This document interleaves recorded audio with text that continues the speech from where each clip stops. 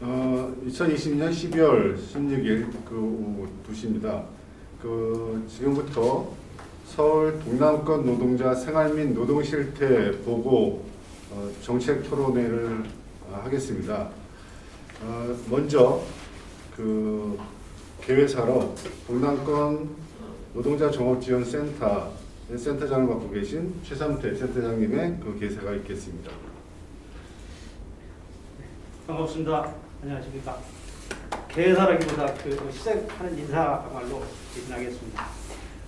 네, 우리 동남권 센터 개소와 동시에 의욕적으로 진행한 동남권 노동자 생활 및 노동 실태 연구가 완성돼서 오늘 그 결과를 보고하는 토론회를 갖게 되었습니다.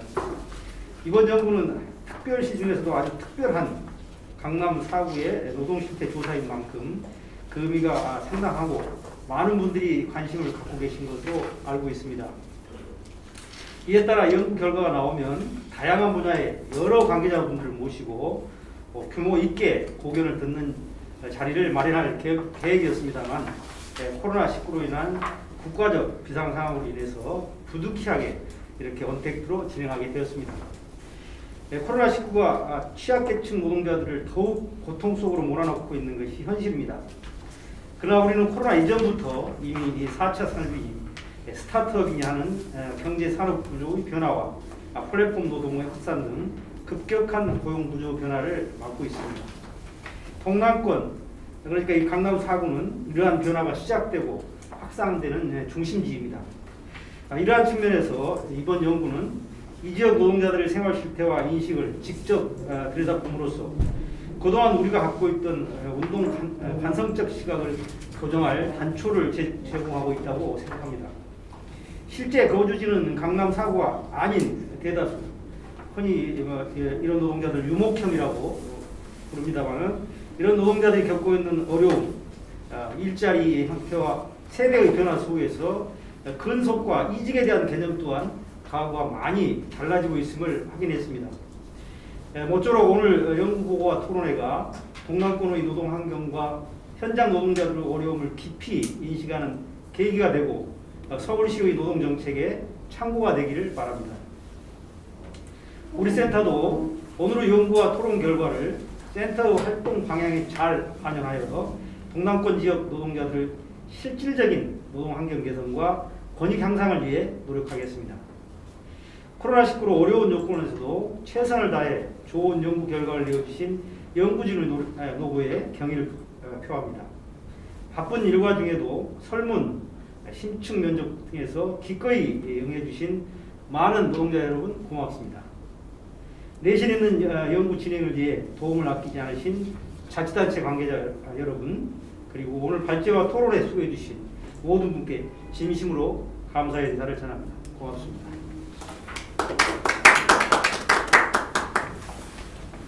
예, 오늘 정책 토론회를 축하해 주기 위해서 많은 분들께서 이제 축사를 해주시는데요. 먼저 한국노총의 김동명 위원장님의 이제 축사가 있겠습니다. 들어보시죠. 코로나19로 인해 노동자들의 생계가 위협받고 있습니다. 특히 경제적, 사회적 환경이 어려워질수록 취약 노동자들의 삶이 제일 먼저 타격받습니다. 그동안 한국노총은 이들 취약 노동자의 권익 보호를 최우선 과제로 선정하고 적극 나서왔습니다.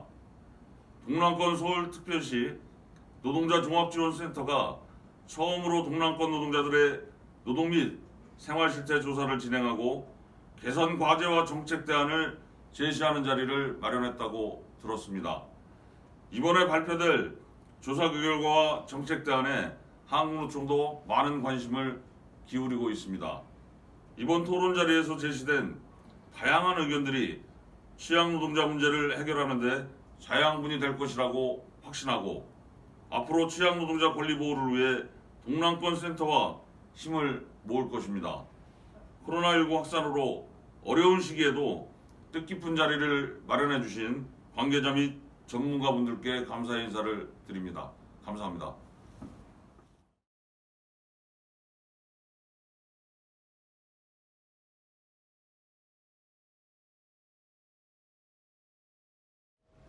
안녕하십니까. 이강우 의원입니다. 코로나19로 인해 노동자와 시민들이 과거 어느 때보다 어려운 시기를 보내고 있습니다. 이렇게 어려운 시기일수록 공공의 역할이 필요합니다. 서울시의회는 서울시 동남권 노동자 지원센터와 함께 취약 노동자 권익보호에 앞장서 왔습니다.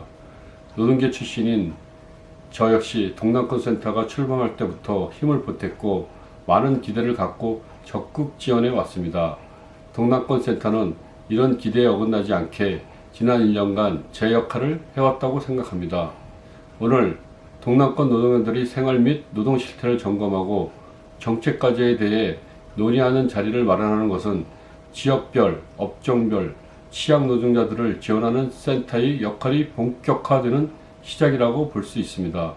어떤 정책도 실태를 제대로 파악하지 못하면 실효성을 거둘 수 없습니다.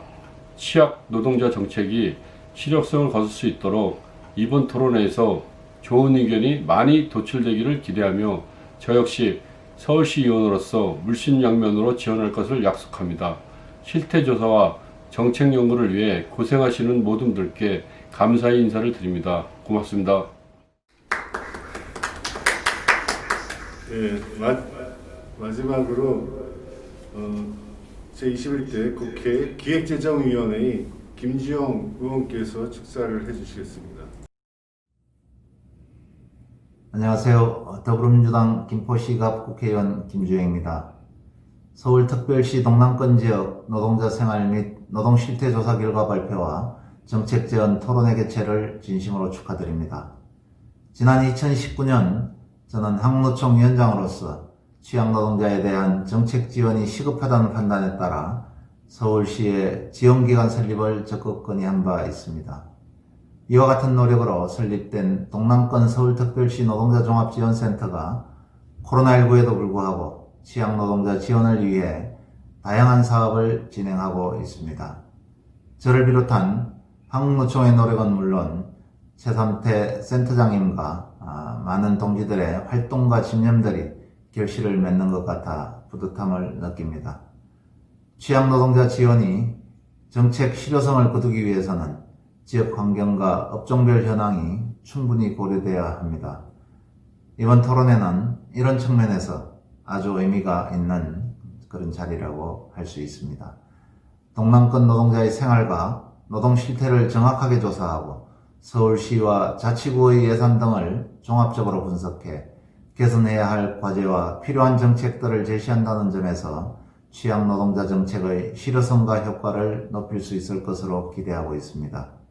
저 역시 국회의원으로서 오늘 토론 자리에 아주 큰 관심을 갖고 도출되는 과제의 해결과 지원 정책이 잘 실행되어 취약 노동자의 삶이 더 나아질 수 있도록 적극 힘을 보태겠습니다.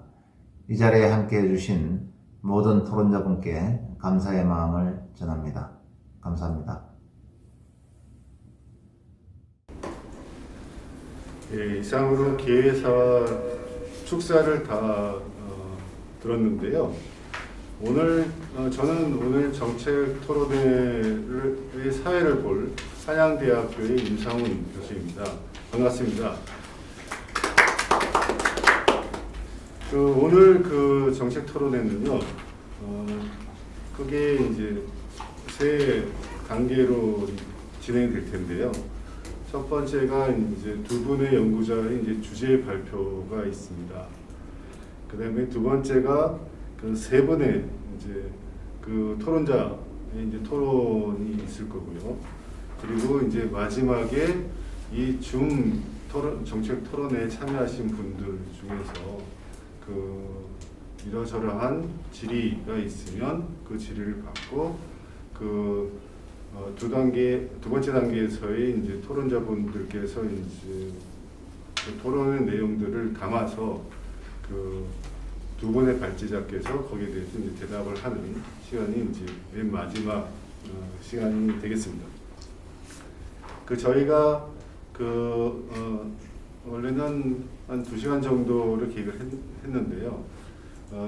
이 워낙에 이 줌 회의는 굉장히 효율적으로 진행이 되어서요. 대체적으로 그리고 여러분의 시간들도 굉장히 귀하고 그래서 1시간 반 이내로 이제 줄이려고 합니다. 그래서 되도록이면 지금부터 이제 그렇게 되면 지금부터 1시간 10분 정도의 시간이 남겠죠. 그래서 조금만 여러분께서 시간을 내서 1시간 정도, 1시간 10분 정도 이렇게 정책 토론에 몰두를 해주시길 바랍니다. 그래서 주제 발표도 워낙에는 20분으로 되어 있는데 한 15분 발표로 이렇게 두 분이 해주시면 좋을 것 같고요.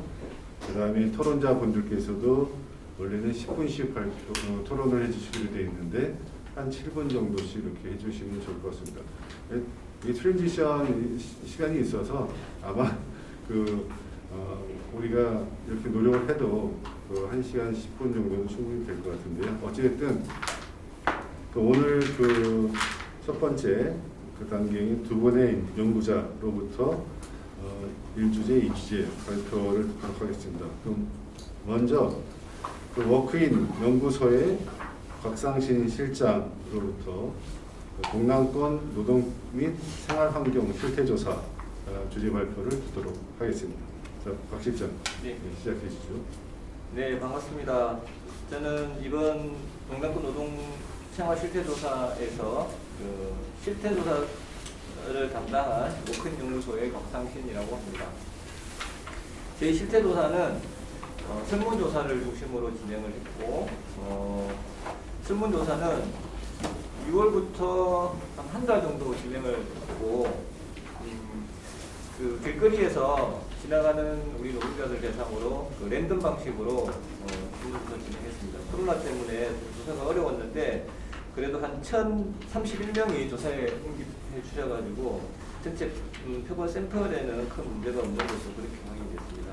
저희들이 이제 이 설문조사를 가지고 분석을 한 틀은 크게 세 가지로 진행을 했는데요.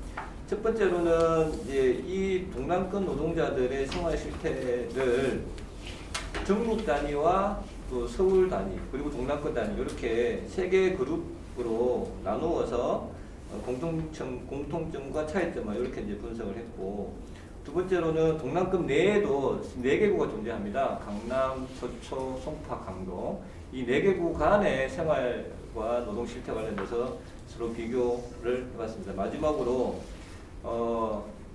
유목형과 정주형으로 저희들이 나눴는데요. 유목형은 이제 거주지와 직장 소재지가 다른 경우를 저희들이 유목형으로 정의를 했고, 정주형은 거주지와 직장 소재지가 같은 경우를 정주형으로 저희가 분류를 해서 그 두 집단 간의 노동생활 실태가 차이가 있는지 그 부분을 저희가 비교 분석했습니다. 그러면 다음으로 전체적으로 이제 이번 설문조사에서 나타난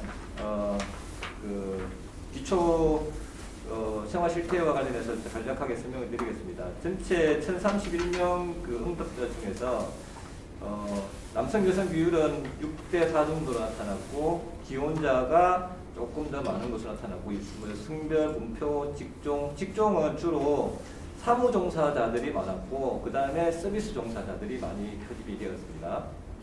그리고 이쪽 노동자들의 특징들이 5년 이하 근속연수, 짧은 근속연수를 가지고 있는 것으로 나타났는데, 근데 재미있었던 부분은 근속연수는 짧았는데 경력은 길었던 것으로 이렇게 나타났습니다. 이 말은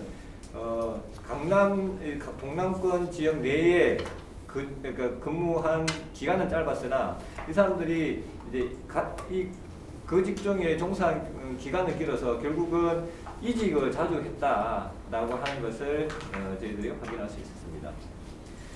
그리고 이제 노동 실태와 관련해서 보면 이분들은 이제 임금 수준이 평균 한 309만 원 정도 이렇게 지금 나타났습니다.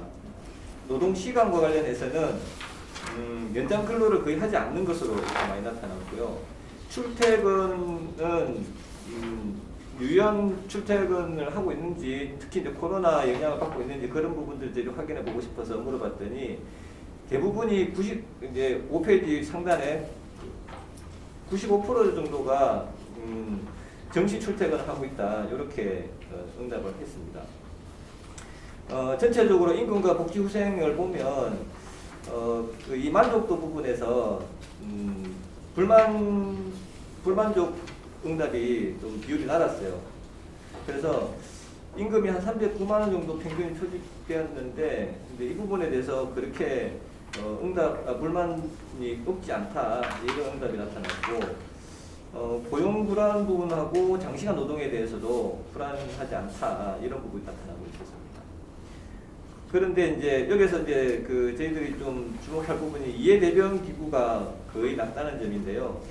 동남권에서 노동조합 조직률이 한 5.1% 정도가 나옵니다. 뒤에서도 설명하겠지만, 우리나라 지난해 노동조합 조직률이 한 13% 정도 이렇게 평균 나오는데, 동남권의 노동조합 조직률은 5.1%로 굉장히 저조한 상황으로 이렇게 파악이 되었습니다.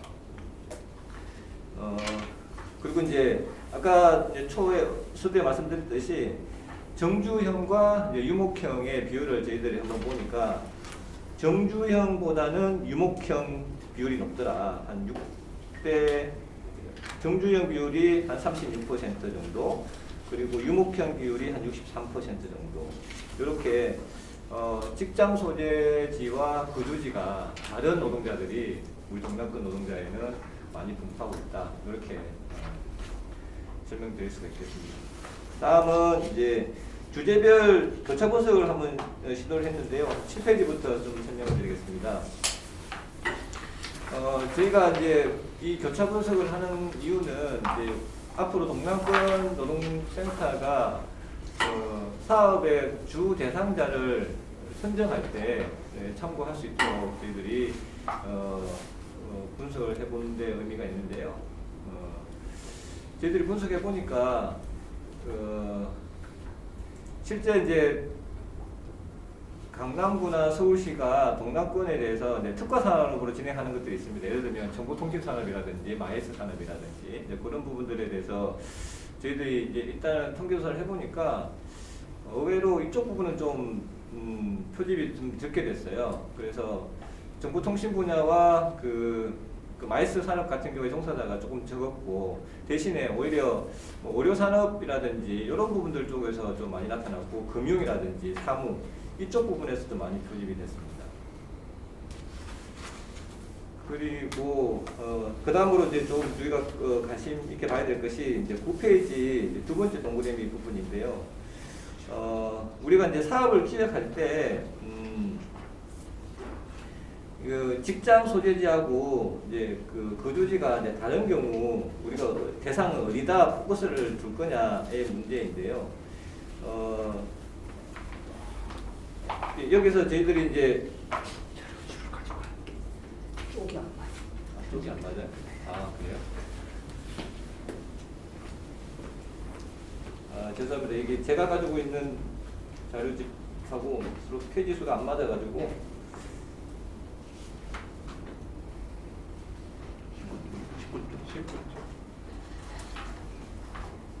10을 더하면 되는데 괜찮은데 10을 더하면 가지고 있는 네네네. 네. 제가 금방 말씀드렸던 부분이 한 9페이지니까 19페이지. 19페이지. 네, 19페이지.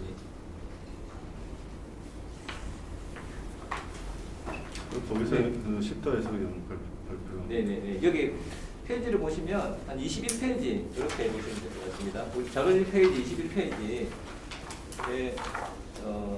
보시면 될 것 같아요.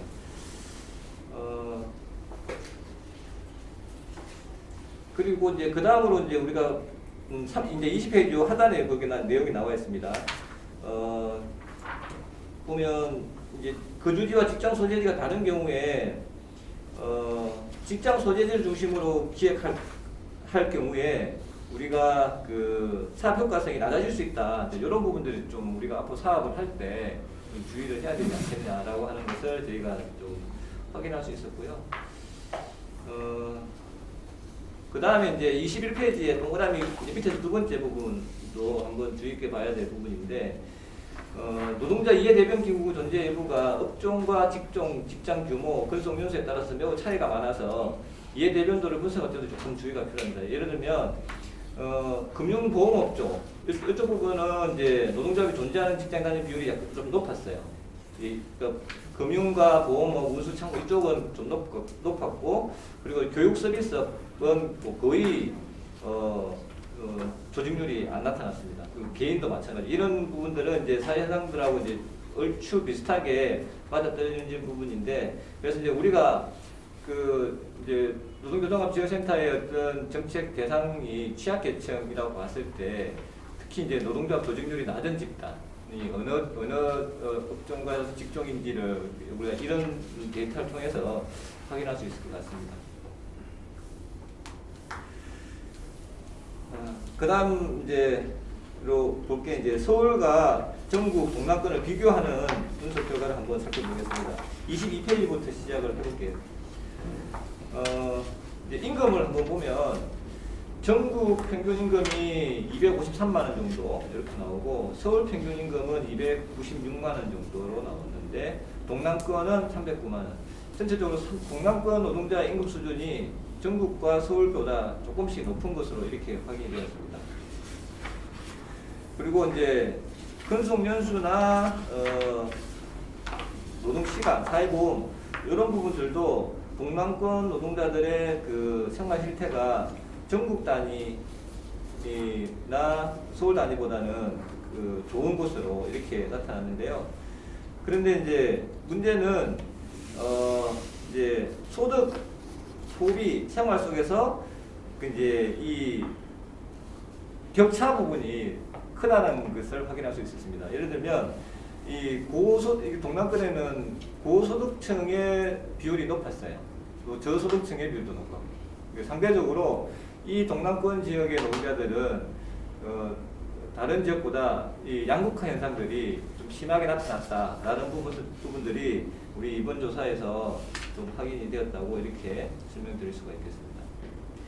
그 다음으로 이제 동남권 내의 사구를 대상으로 저희들이 한번 비교를 해봤는데, 이 사구 중에서도 특징들이 있습니다.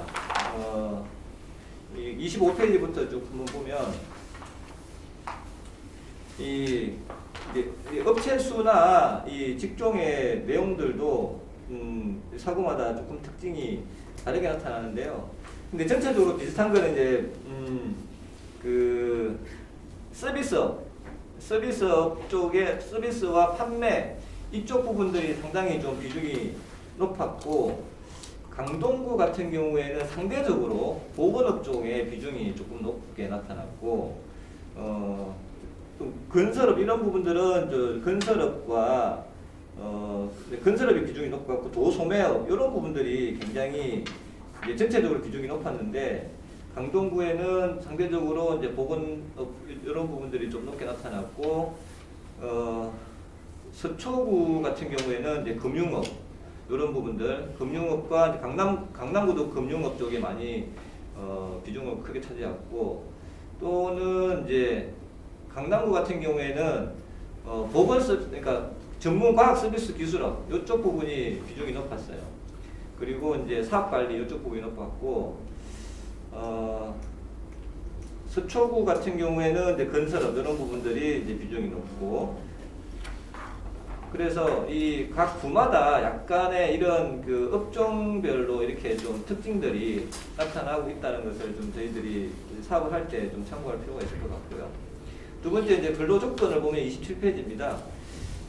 서초구가 308만 원, 강남구가 335만 원, 강동구가 286만 원. 강동구가 상대적으로 사구 중에서 좀 그 업종의 분포도 그렇고, 또 그 업종의 분포에 따라서 이제 그 임금 수준도 사구 중에서 상대적으로 떨어지고, 강남구가 임금 수준이 가장 높은 것으로 이렇게 확인이 되고 있습니다.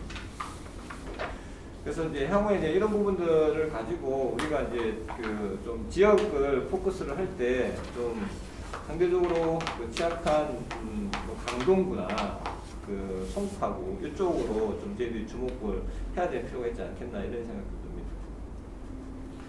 그리고 이제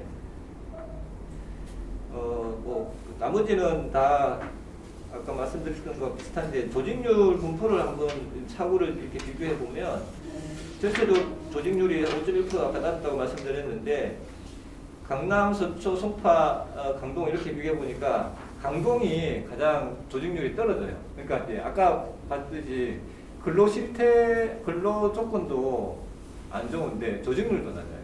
그래서 이런 부분들에 대해서 향후에 좀 정책 그 대상과 좀 초점을 둘 필요가 있겠다라는 생각이 듭니다.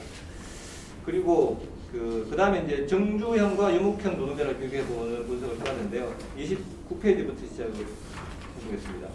이게 전반적으로 좀 이렇게 보면 여기서 나타난 특징들이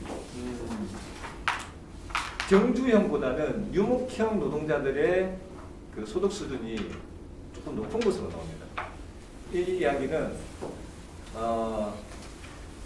이 정주형의 그러니까 이제 강남 4구에 살면서 직장이 강남 4구에 있는 분들은 주로 서비스업이나 도소매업 이쪽에 좀 많이 자리 잡고 있고 유목형 쪽에 해당되는 사람들은 금융이나 전문 서비스업 이쪽에 좀 분포를 하고 있습니다. 그래서 좀 이렇게 아마 여러분들도 이제 주변에 지인들이나 이렇게 성향을 보면 좀 이 양극화 현상이 나타나는데 좀 이렇게 강남에 거주하고 있는 사람들이 외지 예를 들면 용인, 수서, 판교, 분당 이쪽에서 이제 출퇴근을 하는 사람들이 강남에 좀 많이 분포를 하고 있는 그래서 이제 그때 그분들의 소득 수준은 상대적으로 높게 나타나는 그런 현상들이 나타났습니다. 물론 이제 강남에는 뭐 이렇게 동남 4구에는 뭐 고급 아파트도 있지만 그런 사람들은 주로 이제 전문 직종, 그러니까 이런 임금 노동자층보다는 주로 이제 전문 직종에 이제 분포하는 경향들이 많이 있기 때문에 주로 이제 임금 노동자들이 이제 표집되는 요 설문조사에서는 이제 유목형 노동자들, 특히 이제 판교나 분당 이쪽 그 다른 외곽 지역에서 이제 강남으로 출퇴근하시는 분들의 분들이 좀 많고 그분들의 소득 수준이 상대적으로 더 높았다 이렇게 좀 설명을 드릴 수가 있겠습니다. 마지막으로 이제 코로나 이후에 관련해 가지고 좀 서울시나 좀 기관에 그 요청하는 이런 부분들을 저희들이 문의를 설문조사를 했는데요. 좀 재밌는 것은 이제 상시 근로 감독을 좀 강화해 달라라고 하는 응답이 가장 높게 나타났습니다. 33페이지에 표가 이렇게 나와 있는데요. 아마 이것은 여전히 이제 그 좀 근로기준법이나 좀 부당 노동 행위와 관련해서 보호를 받지 못하고 있다라고 이렇게 인식하는 노동자층이 다수다라고 하는 부분들이라고 저희들이 생각을 하고 있고 그래서 이런 부분들에 대해서 이제 앞으로 이제 동남권 노동센터가 이제 정책적으로 좀 개입할 수 있는 충분한 어떤 그런 근거들이 되지 않을까 이런 생각이 듭니다. 그리고 이제 생활 실태와 관련해서는 역시 이제 가장 최근에 이제 문제가 되고 있기도 하는 주택 가격, 그러니까 이 주택 가격들에 대해 주택 가격에 대한 어떤 안정, 근데 그런 부분들에 대한 어떤 서비스의 제공 이런 부분들이 좀 많이 좀 나타났습니다. 그래서 좀 전반적으로 보면 이번 생활 실태 조사에서 나타나는 어떤 결과들은 이 동남권 노동자들이 실제로 좀 여기 있는 노동자 특성은 이 동남권 외에 살고 있는 사람들, 그러니까 이제 그 유목형 노동자들 수가 많고 이분들의 소득 수준은 상대적으로 조금 높았고 그리고 이제 그렇기 때문에 노동조합 조직률도 좀 떨어지는 이런 현상이 나타났고 그래서 여기 이제 그 저소득층으로 이게 좀 우리가 좀 포착을 해야 될 부분들은 이제 도소매업과 관련된 저소득층 그리고 여기에 주거하고 그러니까 동남 4구에 주거하고 있는 대상자를 노동자를 대상으로 이제 정책을 주로 좀 개발하고 또 그쪽에 우리가 이해 대변하고 서비스 기능들을 좀 강화해야 되는 그런 사업들을 좀 앞으로 우리가 동남권 노동센터가 추진해야 되지 않을까 그런 시사점을 저희들이 좀 도출할 수 있었습니다. 그 향후의 정책 방향과 제안과 관련해서는 그 두 번째 주제에서 좀 상세하게 말씀드릴 수 있도록 그렇게 하겠습니다. 예, 이상입니다. 감사합니다. 네, 수고하셨습니다.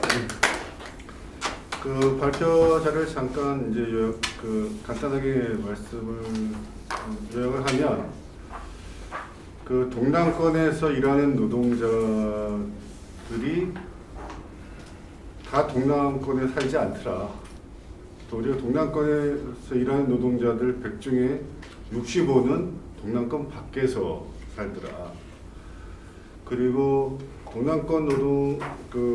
동남권에 있는 기업체들은 전국이나 서울에 비해서 5인 미만 영세업체의 비중이 좀 낮고 100인 이상의 그 사업체의 비중이 높아서 동남권에서 일하는 노동자들의 임금 수준은 전국이나 서울에 비해서 약간 높은 이제 수준인데, 이 임금이 높은 노동자들은 주로 어떤 노동자들이냐면 동남권 밖에서 출퇴근하면서 일하는 노동자들이더라.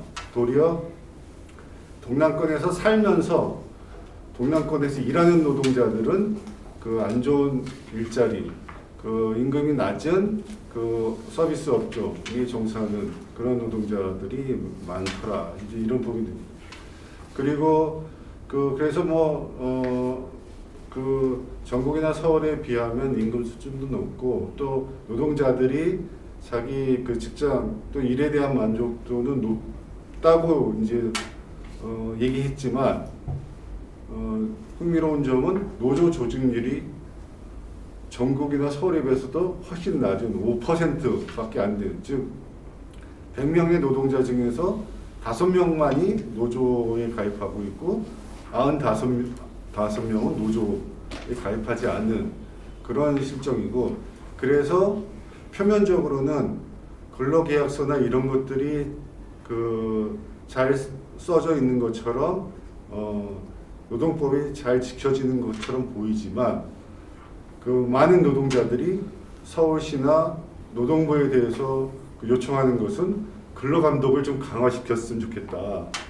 그래서 그 알게 모르게 그 이해대변의 부족으로 인해서 사용자 또는 사용자에 의해서 부당한 이제 대우를 받는 그런 그 것에 대해서 굉장히 우려가 높은 그런 상태인 것을 이제 알 수가 있습니다.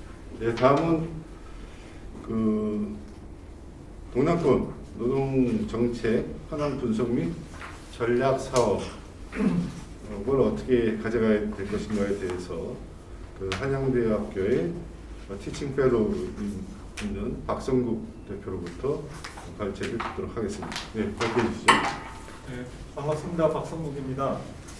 저는 저희 팀에서는 그 앞에 그 설문조사라던가 생활노동 실태조사를 기반으로 해서 그 동남권에서 앞으로 어떤 일을 좀 해야 될 것인가라는 정책성 방향을 제시하려 여러 연구를 전개했습니다. 그래서 실태조사를 기반으로 하되 이후 작업은 이제 각 구립센터하고 시립센터에 있는 대표님들에 대한 인터뷰를 전개를 좀 했고요. 또 하나는 이제 서울시하고 동남권 4구의 어떤 일자리 노동 예산들을 좀 분석을 해서 일자리 예산에서 노동 권익 사업과 관련된 예산이 어느 정도 좀 있는지 좀 확인을 해서 그거에 근거해서 좀 동남권 사업들은 좀 어떻게 전개될 것인가, 그렇게 좀 연구를 진행을 했습니다. 그래서 저희 연구 주제는 동남권 노동정책 현황 분석과 전략 사업 발굴인데요. 전체적인 어떤 보고서의 어떤 그 순서는 그 지역의 노동자들의 어떤 이해 대변을 하는 방식이 세계적으로 어떻게 펼쳐져 있는지 그걸 봤습니다. 그래서 바텀업 방식으로서 미국의 워커센터의 사례와 그리고 탑다운 방식으로서 유럽에서 전개되고 있는 노동회의소 방식을 좀 살펴봤고요. 세 번째로는 서울시와 동남권 4구의 일자리 노동 예산을 좀 분석을 했고요.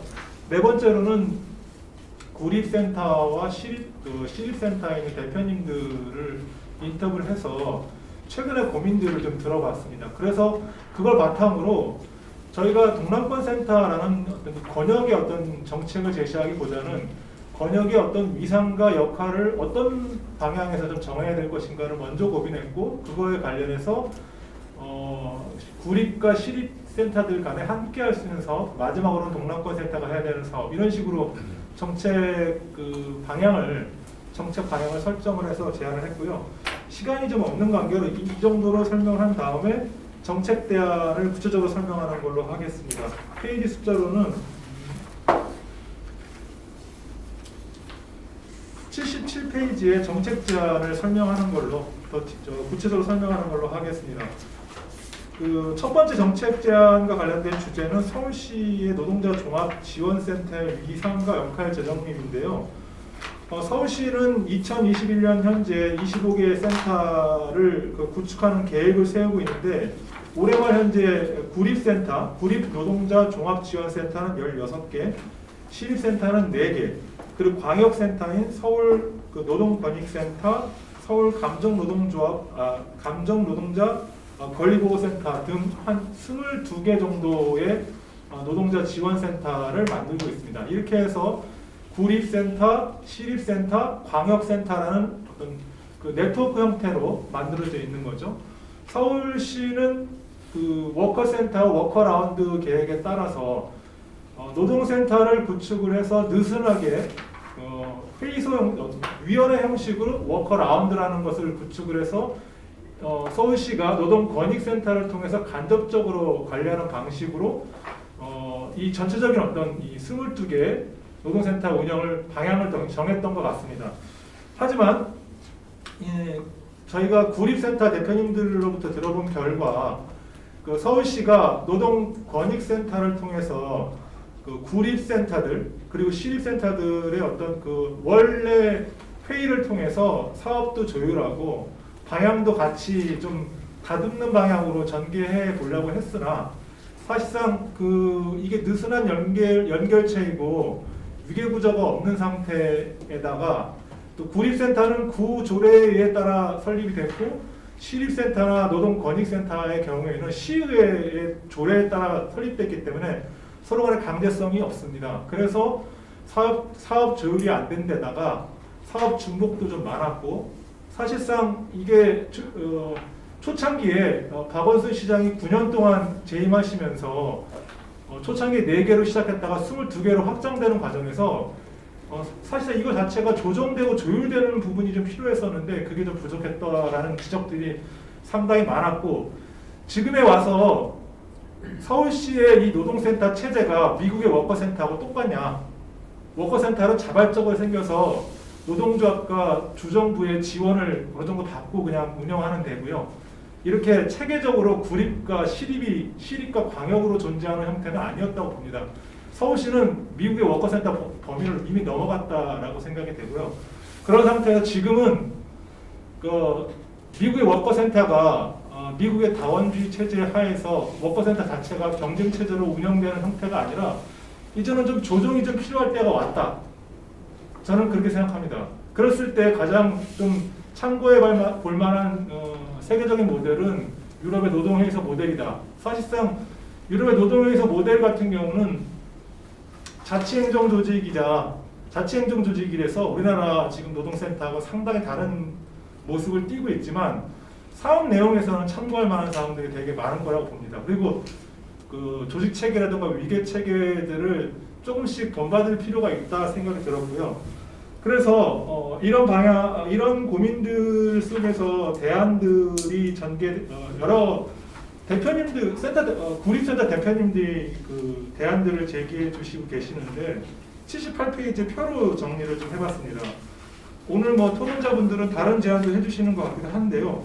구립센터에 있는 분들은 이렇게 4가지 정도로 방향을 정리하고 있는 것 같더라고요.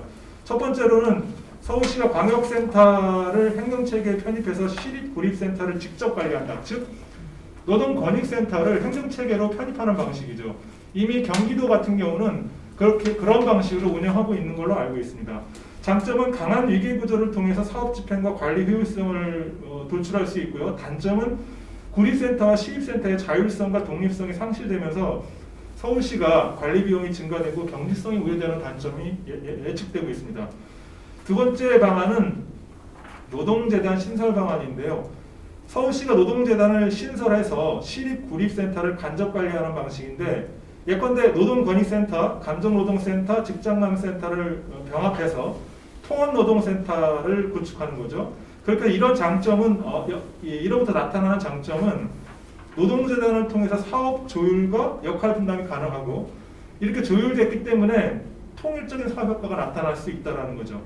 다만 그 구립센터와 시립센터의 자율성과 독립성이 행정체계 편입 방안보다는 좀 덜하겠지만 어쨌든 간에 제한될 수 있다라는 점이 있고요. 서울시가 재단을 좀 만들어야 되는 어떤 신설 비용 부담이 될 수 있다라는 생각이 듭니다.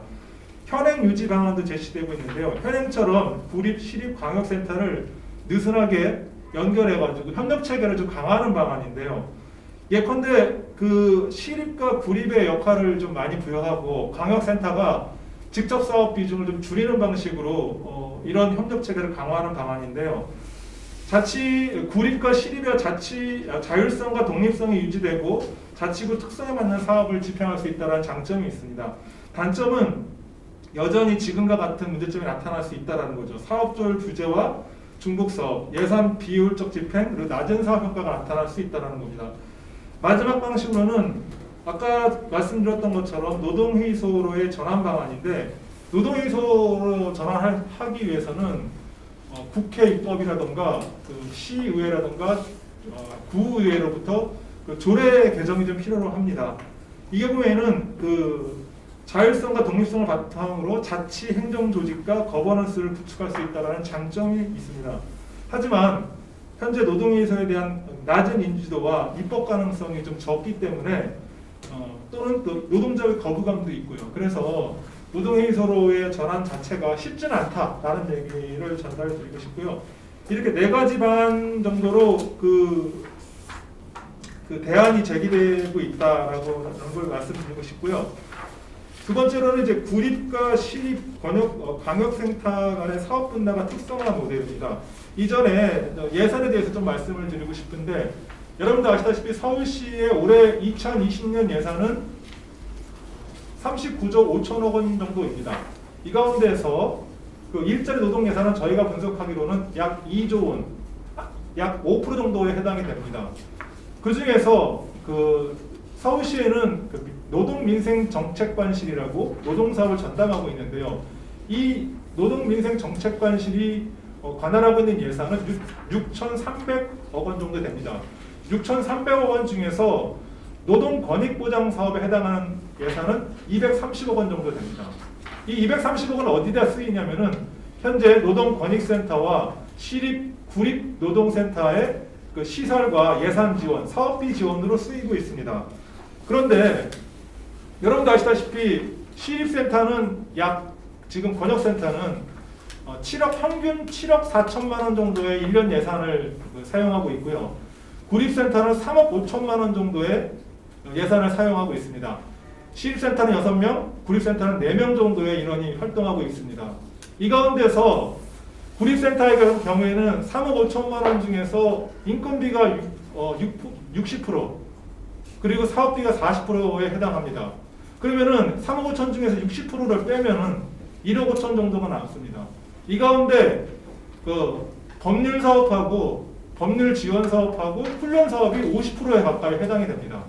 그럼 남는 돈 5천만 원에서 7천만 원 정도 가지고 다른 사업들을 하고 있다는 겁니다. 실질적으로 구립 같은 경우는 직접 사업인 법률 사업과 훈련 사업 외에는 할 수 없는 구조라는 거죠. 예산상으로 봤을 때. 그럼 시립 권역센터는 어떤가? 시립센터는 7억 한 4천만 원 정도 예산을 가지고 있는데 신생이다 보니까 인건비가 한 40%밖에 안 들어갑니다. 그럼 한 3억에서 3억 5천 정도가 시립에서 사업비를 쓸 수 있는 예산인데, 사실상 구립보다는 사업비를 쓸 수 있는 예산이 많다라는 거죠. 그럼 광역으로 넘어가면 더더욱 그렇다는 겁니다. 근데 노동권익센터가 왜 지적을 받냐면은 사실상 생존을 위해서 직접 사업에도 많은 예산을 투입하고 있다라는 거죠. 정책 사업도 많이 함에도 불구하고 저는 이런 체제가 바뀌어야 된다라고 저는 생각합니다. 즉 광역과 시립은 좀 더 간접 사업 비중을 많이 두자라는 거죠. 그리고 구립센터는 직접 사업 비중을 두는 현재와 같이 회원들, 노동자들과 직접 접촉하는 사업, 직접 사업을 많이 하되 권역과 광역은 회원을 직접 접촉하기보다는 입법 기능과 정책 개발 기능에 좀 더 비중을 좀 더 많이 두는 간접 사업을 하자는 거죠. 이런 식으로 조정하는 나라가 어디입니까, 여러분들? 독일이나 오스트리아 같은 경우는 시립과 광역과 시립 수준에서 간접 사업과 직접 사업 비중이 조정이 됩니다. 그게 노동회의세 체제의 장점이죠. 조율과 조정이 가능하다는 거죠. 미국은 어떻습니까? 워커센터는 연방 수준은 없고 주단위에 있습니다. 그러나 느슨하게 연결되어 있기 때문에 조정과 조율은 안 됩니다. 이런 미국이라는 나라는 다원주의 체제하에서 경쟁 체제이기 때문에 워커센터조차도 종합센터로서 경쟁 체제하에 전개되고 있다는 거죠. 저는 지금 이런 방식으로 우리 지금 서울시 같은 경우 22개나 확장하고 있기 때문에 비교가 안 된다고 저는 생각이 됩니다. 그래서 좀 더 조율되고 조정된 체제로 가는 게 필요하다고 보는데 80페이지와 같이 앞에 제가 설명했던 것처럼 직접 사업과 간접 사업 비중을 좀 조율을 좀 할 필요가 있는데 82페이지에 그런 차원에서 광역 단위 노동권익센터하고 시립센터는 직접 사업 비중을 줄이고 간접 사업 비중을 좀 높인다, 이런 방향으로 가야 될 것 같습니다. 그리고 두 번째, 광역센터, 시립센터, 구립센터 간에는 공동사업을 개발해야 된다. 제가 모 센터 사업을 보니까 산업재 예방 사업이 있더라고요. 이게 구립센터에서 할 일인가 저는 생각이 들었습니다. 왜냐면은 권역과 광역에서 해야 될 일을 구립에서 한다는 거죠. 그것도 별도로. 이것도 경쟁적으로, 중복적으로 하고 있다는 겁니다. 저는 이런 것들은 조정해야 된다고 생각합니다. 그리고 직접 학교에 가서 학생들을 가르치는 훈련 사업은 구립에 해도 됩니다. 하지만 교사 양성 사업은 모집과 훈련 비용이 부담이 됩니다. 이런 것들은 권역과 광역에서 해야 된다고 저는 생각합니다. 이런 것들이 조정이 안 된 채 지금 서울시에서 전개되고 있다는 생각이 들고요. 조정해야 된다고 저는 생각합니다. 그리고 세 번째는 권역센터만의 특성화 사업 모델을 개발할 필요가 있다고 생각합니다. 동남권만 하더라도 강남 4구가 IT 소프트웨어 산업이 좀 발전되어 있고 관광 마이스 산업도 발전되어 있습니다. 또 하나는 그 물류와 운수와 관련된 플랫폼 산업도 여기 전개되고 있습니다. 또 하나는 여기 그 송파구에는 수산물 시장도 있습니다. 이런 데들을 대상으로 특성화된 사업 모델을 이 동남권만으로만 할 수 있다라고 저는 생각이 됩니다. 이런 식으로 권역은 자기 그 지역에 맞는, 권역에 맞는 특성화된 어떤 사업 모델을 좀 만들어서 구립과 차별화될 수 있어야 된다고 보고요. 권역이 그런 사업을 맡았을 경우에 광역은 지원을 좀 해줘야 되는 건 아닌가. 저는 그렇게 역할 분담을 좀 해야 된다고 봅니다. 자, 83페이지에서 84페이지를 넘어가면은 그 동남권 센터가 좀 해야 될 과제를 좀 제기했는데요. 그 84페이지의 표를 좀 보시면은 너무 강남 4구의 상황이 참 열악하구나 생각이 좀 들었습니다. 왜냐면은 노동 일자리 예산 같은 경우는 강등부가 좀 있고요. 이 노동 권익 보장 예산 같은 경우는 1%도 안 됩니다. 이게 정말 엄청난, 그러니까 되게 열악하구나 생각이 들어요. 그런데 이 강남 3구 같은 경우는 1%도 안 되는 노동 권익 보장 사업을 하고 있기 때문에 여기에 노동 권익센터도 없는 상태입니다. 동남권 센터가 송파구에 자리하고 있기 때문에 그쪽 지역도 노동 권익센터도 없고 노동권 보장과 관련된 사업 예산도 없기 때문에 송파구를 기반으로 해서 노동 권익 보장 사업과 관련된 직접 사업을 좀 할 수밖에 없는 상황입니다. 제가 아까 전제로 권역센터는 직접 사업을 줄이고 간접 사업을 좀 많이 해야 된다라고 얘기했지만 예를 들면 동남권 센터는 예외라는 거죠. 왜? 강남 3구에 노동권익센터가 없고 권익사업과 관련된 예산도 전혀 없기 때문에 권역센터지만 직접 사업을 할 수밖에 없는 구조일 수밖에 없다. 그래서 직접 사업도 많이 열심히 좀 해야 된다는 게 첫 번째 결론이고요. 그 사업이 노동 상담과 법률 지원 사업이고요. 두 번째로는 동남권 센터가 정기적으로 실태 조사와 공동 연구 사업을 해야 된다라는 식의 제안을 했습니다. 왜냐면은 올해 사업은 종합적인 어떤 그 동남권의 노동 실태를 들여다봤고요. 좀 더 그 특성화된 형태로서 뭐 IT 소프트웨어라든가 그 운수 물류 플랫폼이라든가 이렇게 좀 특성화된 부분들을 좀 더 조사를 좀 더 해야 된다라는 생각이 좀 들었습니다. 그래서 그걸 전개해 갔으면 좋겠다는 생각이 들었고요. 86페이지에 가면은 뭐 앞에서 얘기했던 내용인데요. 2018년부터 2020년까지 구립센터가 수행한 연구 내용을 보면은 중복된 내용이 너무 많습니다. 그렇기 때문에 이 중복된 내용 중에서 좀 걸러낼 필요가 있다. 51개 연구사업 중에서 29건이 중복이 됐습니다. 이런 것들을 좀 번역해서 하는 게 어떻겠냐라는 거죠. 조정도 좀 하고 그 뭐랄까요, 광역센터가 조율도 좀 하면서 연구 사업을 좀 할 필요가 있다는 생각이 들었고요. 교육훈련 사업도 좀 권역센터가 해야 될 일이라고 보고요. 저는 주목해서 좀 봐야 될 문제가 쉼터 사업입니다.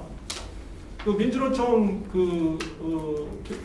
민주노총 산하 조직에서 노동자의 집 같은 사업을 많이 하잖아요. 그리고 서울시에서도 쉼터를 많이 좀 개소를 좀 하고 있는 걸로 알고 있습니다. 특히 이제 퀵 서비스라던가 배송하시는 분들이 많이 와서 쉬고 있는데 이 쉼터를 만들게 되면은 권역센터가 쉼터를 만들고 관리하고 이것을 통해서 노동자 조직화 쪽으로 방향을 좀 세워가면 괜찮은 사업이 되지 않을까 생각이 들어서 좀 이 쉼터 사업 같은 경우는 앞으로 좀 장기 과제로 두고 좀 고민을 좀 많이 했으면 하는 바람이고요.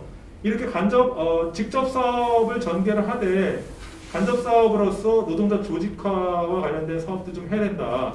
아까 쉼터와 관련돼서 이렇게 노동자 조직화 사업을 좀 하되 마지막으로 강남 4구에도 노동조합이 있고요. 시민사회단체도 있고 노동자 지원단체들이 좀 여러 단체들이 있는 걸로 알고 있는데 동남권 이 권역센터가 중심이 돼서 이런 조직들을 좀 네트워크화하는 게 어떻겠나 그런 생각이 들었습니다. 그래서 이 마지막 그 동남권 센터 일을 사업을 제안하면서 정책 사업과 관련돼서 이런 제안을 좀 했는데요.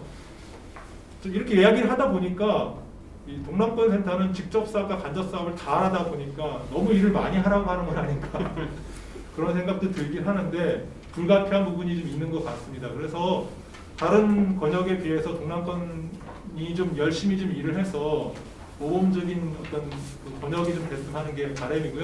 사실상 이 정도 가지고 이 권역센터가 장기 지속할 거냐라는 식의 대안은 아니라고 봅니다. 지속적으로 좀 대안 발굴을 좀 해야 되는 건 아닌가 라고 생각하면서 발표를 마치도록 하겠습니다.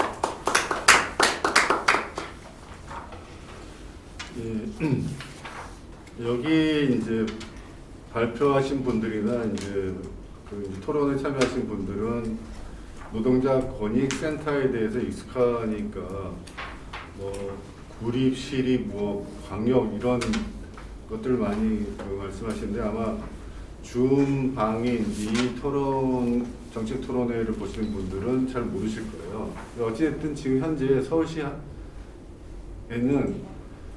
서울시 광역 수준의 이제 그 노동자 지원센터가 있고요. 그 다음에 그 기초자치 단체 즉 구에서 운영하는 이제 그 지원센터가 있습니다. 그리고 요 중간 사이에 이제 권역센터가 이제 존재를 하는 거죠. 근데 이 광역이든 권역이든 그 다음에 그 기초자치단체 수준에서의 구립센터든 이 25개인가요?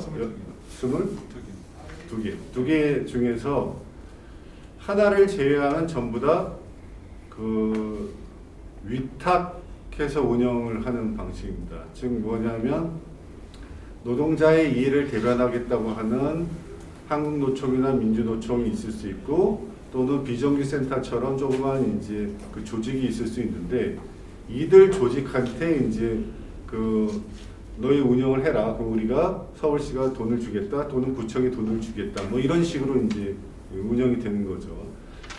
그래 놓고 나서 보면 어떤 식으로 이 부분을 접근하는 거냐라고 했었을 때 보면 미국식으로 노동자 이해를 대변하는 조직노동이든 아니면 비조직노동 단체든이 서로 경쟁해가지고 위탁을 받아내는 방식으로 이제 된다는 거죠. 근데 이제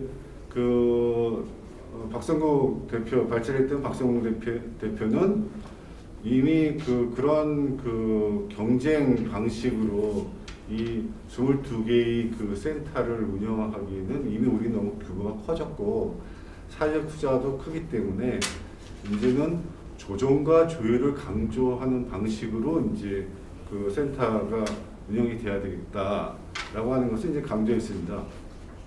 특히 이제 동남권과 관련돼서는 무엇을 제안하냐면 이 동남권 센터는 광역도 아니고 그다음 구 단위에서 이제 지원센터도 아닌 권역센터라서 광역이 가지고 있는 노동자 이해 대변의 연구와 교육 기능도 해야 되고 그 다음에 기초자치단체 구에서 활동하는 복지센터들이 노동자를 대상으로 직접 서비스를 제공하는 그런 사업도 이제 같이 이제 해야 되는데 그럼 어디에 비중을 둬야 될 것인가 그리고 또 구체적으로 어떤 것을 해야 될 것인가라고 하는 부분은 오늘 토론자들의 토론을 들으면서 좀 얘기를 하는 게 좋을 것 같고요.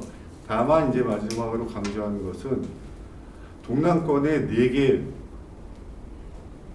구, 즉 강남, 서초, 송파, 강동구에서 인구의 절반이라고 하는 노동자, 이 동남권에 있는 노동자들을 위해서 노동 권익을 보호하기 위해서 쓰는 예산이 거의 0% 예산의 0.1%밖에 안 된다. 이거는 말도 안 된다. 그래서 노동자가 존중받을 수 있는 그런 이제 사회가 되기 위해서는 이 지원센터에 대한 사회적 투자가 더욱더 확대돼야 된다라고 하는 것을 마지막으로 말씀해 주셨습니다. 이제 세 분의 이제 토론자로부터 이제 토론을 듣도록 하겠습니다. 토론 순서는 고려대학교 노동대학원의 유봉동 교수님, 그리고 서울노동권익센터의 이철 국장, 그리고 한국노총의 정은주 정책본부장 이 순으로 이렇게 하도록 하겠습니다. 7분 내로 좀 토론을 해주시면 감사하겠습니다. 그럼 먼저 유봉 교수님 토론해 주시죠. 네, 청취를 받은 유병호입니다. 제가 토론을 하면서 좀 드리고 싶은 말씀은 좀 줄여서 말하자면 저겁니다. 낄 빠빠, 낄 때 끼고 빠질 때 빠지다라는 말이 있는데 제가 드리고 싶은 말씀은 강조할 건 강조하고 굳이 강조할 필요 없는 거는 강조 안 해도 되지 않겠느냐라는 게 이제 이 얘기의 핵심입니다. 일단 첫 번째로 연구의의에 대해서 저는 이 부분을 굉장히 좀 높이 평가를 하고 싶습니다. 최근 몇 년 사이에 지역 혹은 지방자치에 대한 관심이 높아지고 있는 것은 상당히 고무적인 일이고 고용, 노동, 노사관계에 관련해서도 지역에 대한 관심이 높아지고 있습니다. 가령 최근 몇 년 동안에 무슨 형 일자리 이런 것들 굉장히 많이 나타났던 거라든가 노동 기본 계획이나 각종 노동센터 등이 나타나고 있는 것들이 이런 현상을 잘 보여주고 있는 것 같습니다. 그런데 이들 사업들 중에서 일부는 내실인 것도 있습니다만 상당 부분은 따라하기인 경우가 많습니다. 그걸 구체적으로 일일이 다 말씀드릴 건 아닌 것 같고 예를 들면은 광주형 일자리가 뜨기 시작하니까 그 후에 각 지역에서 무슨 형 일자리 이런 것들이 나타났는데 그 많은 지자체 일시에 무슨 형 일자리가 필요했을까? 그건 조금 좀 아닌 것 같습니다. 이거 좀 따라하기가 아닌가 싶기도 하고요. 그리고 이제 최근에 나타나고 있는 노동정책 종합대회 이것도 과연 그게 다 절실히 필요해서 그게 나타나고 있는 건가? 좀 따라하기가 아닌가 싶습니다. 그래서 이제 지방자치단체에서 나온 노동 관련 사업들이 선언적이고 이제 끼기 형태인 경우가 많은데 지역이 중요하다는 것은 해당 지역 고유사항이 중요하다는 말입니다. 그래서 지역 일반이라는 건 있을 수 없고 해당 지역의 그 특유한 사항들이 이제 주목을 해야 될 텐데, 그렇다면 이 연구에서 제가 높이 평가하고 싶은 것은 과거와 같은 추상적인 이론, 정책 제시, 혹은 지역이 중요하다라는 일반적인 단계를 넘어서 가지고 동남권이라고 하는 해당 지역에 근거를 두고 해당 지역 실태를 조사해서 해당 지역 특색을 반영하고자 하는 시도, 이것들을 좀 높이 평가하고 싶습니다. 구체적인 연구 내용으로 가면 일부 미흡하거나 아니면 초보 단계라서 이제 좀 문제점이 있을 수도 있습니다만은 지역 실태를 조사해서 이를 정책에 반영하려고 시도하고 있다라는 장점을 우선적으로 평가해야 되지 않을까 싶습니다. 이 연구 의의에 대해서는 앞부분에서 조금 더 키워가지고 표현이 조금 거시기 합니다만은 좀 자랑질을 하는 것들이 좀 의미 있지 않을까 싶습니다. 길게 쓸 필요는 없을 것 같습니다만은 분명하게 이거는 의미 있는 것이다라는 것들을 말씀을 해주셨으면 좋겠습니다. 두 번째로는 연구 방법 관련된 것인데, 이런 긍정적인 평가를 전제로 하되 아직까지 지역 단위의 연구 경험이 축적되지 않았다 보니까 연구 방법에서 일부 의문이 가는 면이 있는데, 제가 의문을 제기하는 것들은 이거 잘못됐다라고 말씀드리는 거라기보다는 앞으로 발전을 위한 제언으로서 말씀드리는 거니까 너무 서운하게 생각하지 않으셨으면 좋겠습니다. 그럼 연구 설계 관련 제언에서는 동남권에서 일하는 노동자를 대상으로 추천했다라고 이렇게 말씀하셨는데, 이런 연구 설계가 하는 의미에 대해서 조금 더 능력있게 해줬으면 좋겠습니다. 지역 노동자라고 할 때는 해당 지역에서 일하는 노동자일 수도 있고 해당 지역 거주 노동자일 수도 있습니다. 근데 여기에서 이 연구에서 해당 지역에서 일하는 노동자를 대상으로 주로 연구했다라는 것들이 무슨 의미가 있는 것들에 대해서 좀 더 명확하게 얘기를 해줬으면 좋겠습니다. 그리고 이제 그로부터 어떤 정책적 합의를 이끌어낼 수 있는지 이런 것들 전체적으로 연구 설계의 의미를 이제 밝혀줬으면 좋겠습니다. 물론 이제 읽다 보면은 왜 그랬는지 하는 것들이 나오긴 나옵니다만은 조금 더 키워줬으면 좋겠는 게요. 좋은 연구를 위해서 많은 고민을 했을 것으로 보이는데 지금 연구 설계가 갖는 의미를 명확하게 하지 않아가지고선 좋은 연구인데도 불구하고 장점이 부각이 되지 않고 있는 것 같습니다. 이 부분 조금 더 키워줬으면 좋겠는데요. 계속해서 말씀드리자면은 여기에서 이제 거주지와 직장 소재지 차이 관련해가지고 유목민형과 이제 정주형 모형 이렇게 이제 말씀을 하고 있는데, 이런 모형을 설계한 이유라든가 현실적인 의미, 그리고 유목민형과 정주형 사이에서 예상되는 차이, 정책적 합의 등에 대해서 설명을 조금 더 해주고 이론적인 설명을 해주고 그 다음에 실전으로 갔으면 좋겠습니다. 그래서 이 부분 같은 경우 연구 모형을 잘 만들었는데 설명이 부족해서 이제 의미가 부각이 덜 되고 있으니까 역시 조금 더 자랑질을 하면서 연구 의미를 명확하게 평가를 해줬으면 좋겠습니다. 그리고 그것들을 분석 과정에서 정주형과 유목민형의 차이를 살펴보고 의미를 해석해 준다면 앞뒤가 잘 연결되지 않을까 싶습니다. 설문 방법과 관련된 제언은 뒷부분에 이제 말씀드리겠는데, 조사 방식의 한계에서 예를 들면 정규직 비율이 81.4% 이렇게 나왔는데 딱 보는 순간 다들 고개를 갸우뚱할 겁니다. 그래서 왜 이런 결과가 나오게 됐는가 하는 것들에 대해서 아예 미리 얘기를 하고 한계 인정과 해석상 유의점을 좀 명확히 해준다면은 좀 어느 정도 양해가 되지 않을까 싶습니다. 제 생각에는 정규직 과대 개선됐다라는 걸 그냥 명확히 얘기하고 한 다음에 이 연구에서는 정규직 비정규직에 대해서 관심이 있는 거라기보다는 유목민형, 정주형 여기에 이제 관심이 있는 것이다라는 것 좀 부각을 시켜가면서 그거를 중심으로 분석을 하는 것이기 때문에 정규직 비정규직 비율 이렇게 나온 것들을 그렇게 큰 의미를 주지 않아도 되겠다라는 쪽으로 얘기를 해나간다면 어느 정도는 좀 풀리지 않을까 싶습니다. 다음 이제 의미 해석에 대한 제언인데 아직 이제 완성된 원고가 아니라서 그렇겠지만은 이제 설문 결과에 대한 의미 해석이 좀 미흡한 거 좀 계속해서 해석을 잘해줬으면 좋겠는데, 특히 다른 것들도 좋습니다만은 유목민 형하고 정주영 사이에서 나타나는 차이 등을 심도 있게 분석한다면 아주 좋은 연구 사례가 될 것이다 라고 생각을 하고 있습니다. 부분적으로 말씀하셨습니다만은 그 부분을 조금 더 좀 키워주시면 좋겠다.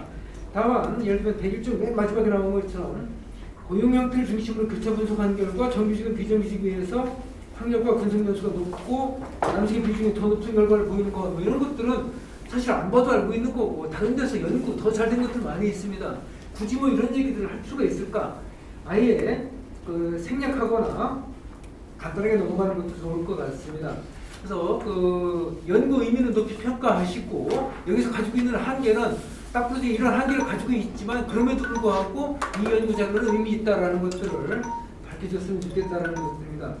전략사업 발굴 관련해서는 그 제가 드릴 말씀은 뭐 그렇게 많지는 않습니다. 몇 가지만 말씀드리자면은 여기에서는 그 한국형 노동회의소 설치를 전제로 해놓고 있는데 이 부분에 대해서는 뭐 연구자 재량이니까 그 자체가 문제는 아니라고 생각합니다만 아직 논쟁은 끊는 게 아니고 이 부분에 대해서 이의를 제기하는 사람들이 있기 때문에 그 논쟁의 여지는 있다라는 정도를 밝혀두고 그럼에도 불구하고 나는 그걸 전제를 하겠다라는 정도를 얘기를 해줬으면 좋지 않을까 싶습니다. 그래 구성에 대한 의문이 이제 그로부터 나온 것인데 1번, 2번, 다음에 이제 3번 사이가 지금 연결이 좀 잘 안 되고 있습니다. 그 부분을 좀 메꿔야 될 것 같고요. 마찬가지로 그다음 3번 이후에 그 정책 그 제안하고도 그렇게 매끄럽게 연결은 지금 안 되고 있는데 그 공백을 좀 잘 좀 메꿔줬으면 좋겠다라는 것들을 그 제안을 드리고 싶습니다. 특별히 제가 말씀드리고 싶은 것은 그 노동 문제에서도 지방자치가 필요한 것 아니냐라는 건데요. 서울시의 사례의 경우 광역, 권역, 도시센터 간 법적 지위의 미비로 인해 사업 조율 부족의 문제점이 나타난다라는 건데 여기에서 그 조율이 필요하다라는 접근도 있을 수 있겠습니다만은 저는 그 부분을 부정하지는 않겠습니다만은 오히려 더 중요한 것은 광역자치단체도 기초자치단체도 모두 자치단체이니만큼 자치를 오히려 강조해야 되는 거 아닌가라는 그 의문이 들어서 그거에 대해서 좀 말씀을 좀 드리고 싶습니다. 자치를 기본으로 해놓고 광역이 할 일, 뭐 기초가 할 일 해놓고 나서 그 다음에 일부는 조율을 할 수 있겠지만 조율을 중심으로 얘기할 것은 아니지 않는가 하는 것들이 이제 문제의식입니다. 그럼 마지막으로 새로운 문제 제기인데 이거는 이번 연구에서 새롭게 관련 내용을 추가하라는 제언은 아닙니다만은 그 지방자치단체 산하 그 각종 그 센터에서 일하는 사람들의 노동 조건을 보면은 긴 얘기 할 것 없이 좋지 않은 편입니다. 그 다른 사람들의 노동 조건을 개선하기 위해서 노력하는 사람들의 노동 조건을 누가 이제 어떻게 개선해야 될 것인가 하는 것들은 누군가는 고민을 해야 될 것 같습니다. 엉뚱한 곳에서 사각지대가 발생하고 있는데 이런 사각지대를 살펴봐야 된다라는 것들을 연구 보고서 끝부분에 이유 과제로서 좀 제기를 해줬으면 하는 거는 이거는 제가 뭐 토론이라기보다는 청탁으로서 드리는 말입니다. 예, 이상입니다. 예, 수고하셨습니다. 자, 그러면 다음으로 그 서울노동권익센터의 이철 국장 토론 있겠습니다. 예, 안녕하십니까. 서울노동권익센터 정책교육국장 이철이라고 합니다. 토론문은 광역, 권역, 자치구, 노동센터 역할과 기능 중심으로 좀 작성을 했지만 앞부분 관련해서 저도 조금 몇 가지 덧붙이는 말씀을 드리고 오늘 좀 제기됐던 내용 중에서 좀 제 생각 중심으로 좀 얘기를 덧붙이도록 하겠습니다. 첫 번째 아까 정규직이 많이 표집된 문제, 이거는 뭐 어쨌든 조금 고민이 있어야 할 것 같아요. 저희 동남권 센터든 어쨌든 노동자 종합지원센터의 기본적으로 사업 대상이 취약계층 노동자인 상황에서 어쨌든 그 사람들에 대한 조사는 더 필요할 것 같다. 그래서 어쨌든 강남 지역이나 이런 지역에 어쨌든 그 소득 수준이 좀 낮고 그런 사람들이 더 있다 하더라도 예를 들어서 그냥 단순하게 이 건물에서 일하고 있는 경비 노동자들, 청소 노동자들 이런 분들 표집할 필요가 있거든요. 그리고 서비스 판매직 엄청 많이 강남에도 존재하고 있고요. 그래서 그런 분들을 어떻게 표집해서 그분들에 대한 조사를 할 것인지 사실 취약계층 노동자에 대한 조사가 저도 한 6년 동안 지금 비슷한 일을 하고 있지만 상당히 이게 어렵다는 거 저도 인정합니다. 그래서 이게 어쨌든 손쉽게 업종이나 직종 중심으로 가거나 몇 가지 이렇게 그런 과정들이 있긴 한데, 예를 들어서 아니면 뭐 불안정 노동자의 개념 규정을 새롭게 해서 뭐 이렇게 접근을 하기도 하고 여러 가지 방식으로 했었긴 했지만, 사실 이제 또 권역이라는 내지는 자치구라는 이런 지역에 또 초점을 맞춰서 할 때 이 조사의 어려운 건, 그리고 정부 공식 통계가 갖고 있는 또 한계도 있고 뭐 이러다 보니까 좀 그런 부분이 있지만, 하여튼 그래도 취약계층 노동자에 대한 어떻게 또 접근 방식을 해서 좀 포함시켜서 이후에 좀 연구가 필요한 것 같다라는 건 좀 말씀을 드리고 싶고요. 두 번째로는 이제 정주영 유목형 나눈 부분에 대해서도 이제 그 부분에 대해서는 좀 뭐 의미 있고 그거는 하는 건데, 제가 이제 다른 편에서 그 자치구에서도 이런 연구를 했을 때 대부분이 다 유목형이에요. 서울은. 생활번역이라는 것이 사실 의미가 있을까라는 약간 그런 부분이 있습니다. 그래서 이게 어떻게 좀 접근해야지. 그렇지만 이제 아까 말한 것처럼 자치구에서 구청장들의 관심은 다 거주민들 중심이거든요. 그러니까 이 센터를 만들었을 때도 센터 이용자가 왜 무슨 뭐 구민이 아닌데 왜 이용해, 이런 식의 문제 사고 선거 이렇게 하는 것 때문에. 근데 저희는 이제 그럴 필요는 없는 거잖아요. 그래서 대부분의 노동센터들이 다 그렇게 하는 걸로 알고 있습니다. 그래서 직장이 서울에 있어도 경기도민이라도 직장이 서울에 있으면 저희가 다 서비스 대상을 하고 지원 대상으로 삼고 있는 것처럼, 어쨌든 그런 것들을 크게 구애받지 않고 권역이나 지역이나 광역에서 할 수 있는 사업 아이템들을 만들어서 개발하고 대상들을 확대해 나가야 한다라는 것이 좀 한편으로 또 다른 고민이 필요하다라는 거죠. 사업을 하는 데 있어서. 네, 그런 말씀을 좀 드리고 싶고요. 다음으로 이제 권역, 광역 이 부분에 대한 얘기를 좀 넘어가서 말씀을 드리면, 사실 이제 박성국 대표님께서 지금 말씀하셨던 이제 마지막에 제안했던 권역별, 지금 동남권 같은 경우는 지금 자치구 센터들이 없는 상황이다 보니까 자치구가 없는 지역에 대한 지원 뭐 이런 것들을 고민하잖아요. 그게 6년 전에 관광센터인 노동건센터가 했던 사업이에요. 근데 똑같이 여기 이렇게 뭐 비판, 부정적 평가를 듣고는 있지만 현실은 그런 상황은 양쪽 다 그런 상황들이 있었다는 거죠.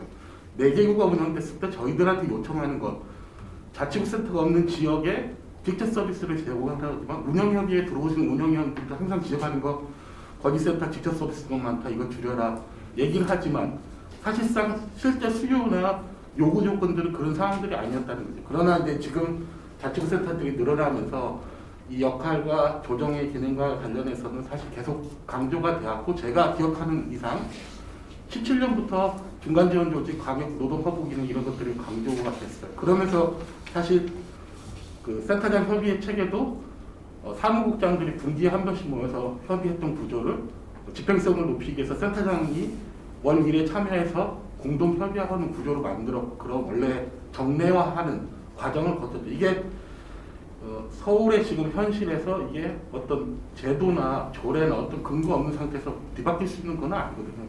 어쨌든 계속 만나고 신뢰를 주고 그 속에서 뭐 어쨌든 권위를 뭐 인정받든 뭐 하여튼 그런 어떤 과정들, 서로 상호 신뢰와 뭐 이런 것들의 어떤 과정을 거쳐야지만이 어쨌든 지금의 그 만들어진 어떤 구조를 잘 운영할 수 있는 시스템을 만들 수 있는 상황인데, 거기서 이제 한 발 한 발 딛고 있는 단계라고 좀 볼 수 있을 것 같고요. 연구 과정이나 이런 데서 이미 이런 어떤 역할 조정이나 이런 부분과 관련해서는 사실 이제 다 어떻게 보면 머릿속으로는 다 제시를 하고 있죠.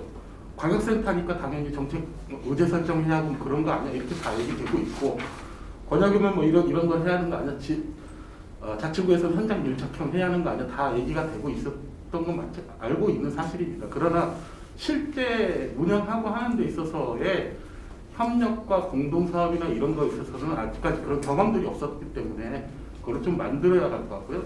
예를 들어서 동남권센터 내부에 강남센터도 만들어지고 이렇게 만들어지고 이들과 관계 어떻게 맺을 건지 고민을 상상을 해보시면 마찬가지 생각이 될 거예요.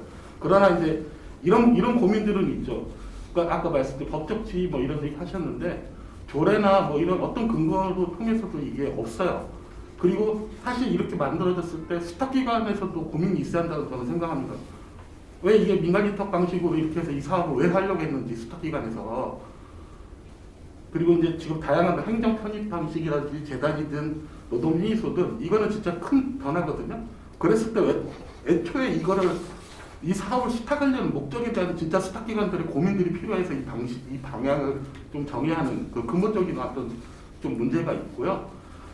그것을 좀 정답을 찾은 다음에 그런 어떤 과정을 찾아야겠다. 근데 현실에서는 저는 지금 현실에서는 큰 틀에서 다 노동계가 서울의 노동을 정자 바꾸고 싶다면 광역, 권역, 자치구 어쨌든 적어도 공동사업이 됐든 뭐가 됐든 이런 협력사업을 통해서 서울의 노동판에 큰 변화를 일으키는 실제 사업들을 하면서 상호 신뢰를 쌓는 과정을 거쳐야 한다. 그게 없으면 사실상 이후에 사업을 하는 데 있어서는 더 어렵다. 아까 경기도 예를 들었지만 경기도 지금 직영으로 하고 있지만 거기는 우리보다 더 심각합니다. 사실 물리적 거리도 멀고 지자체도 다 달라요. 기초도 성격도 다르고 경기도 도청 내 노동건의센터가 있지만 사실은 이들 간의 관계를 맺을 수 있는 형식적인 그런 게 없는 거죠. 그러니까 서울보다도 저는 더 힘들 거라고 봅니다. 그래서 어찌됐든 그 경기도에서 나왔던 보고서에서도 그런 얘기를 했지만 어쨌든